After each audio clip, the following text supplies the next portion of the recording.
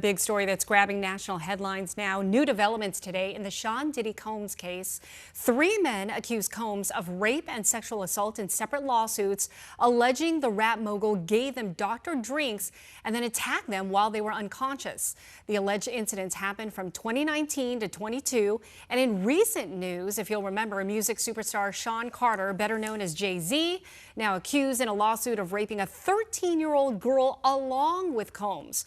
The suit claims the alleged assault happened after the Video Music Awards back in 2000.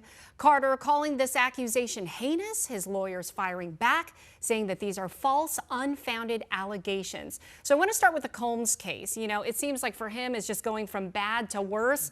I mean, how are his lawyers going to handle this on top of all the prior allegations? So I think it's important to make the distinction that, you know, the claims that we're hearing about that were recently filed, those are civil claims. Those are claims being filed by these 3 gentlemen in civil court. They're not part, at least at this point, they're not part of the case that's in the Southern District of New York that are tied to the criminal case. Now, that could happen. You know, prosecutors could come in, they could interview these individuals and then make a determination whether they can present any of that evidence in the criminal case. But right now, I think, you know, his civil lawyers are likely going to look at this and are going to say this is nothing more than, again, opportunist behavior, that these motives are, you know, really not in terms of, you know, based on a real incident that occurred, but these are just, again, the motives are whether they want to attach to the celebrity or attach to some kind of monetary reward, and that there's nothing to it in this case. So that's likely the assertions.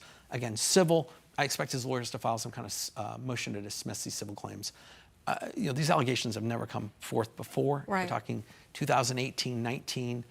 So it is interesting, you know, and we'll have to see how these get reviewed. Okay, let's get to Jay-Z now. That lawsuit, he's accused of raping a 13-year-old girl back in 2000. What's the statute of limitations here?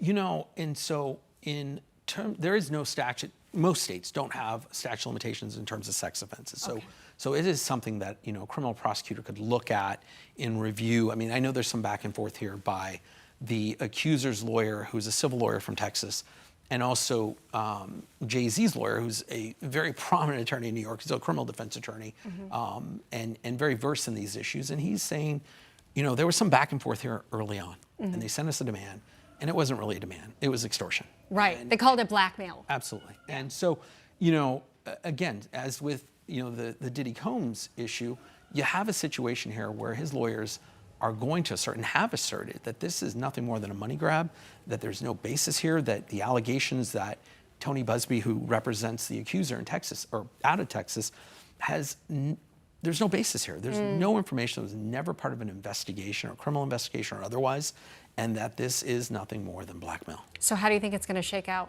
I think his lawyers moved very, very quickly. Yeah, they want it expedited. Absolutely. They filed a letter with the district court in New York, state court in New York, and said, we need to get this heard quickly. It is damaging our client's reputation. Right. He is of obviously notable fame, and this has got to get resolved now. Okay. And so I expect that you're going to see a motion to dismiss, and it'll get dismissed. All right. Hector, great analysis. We so appreciate your time on both the local and national cases. Thank you for having me.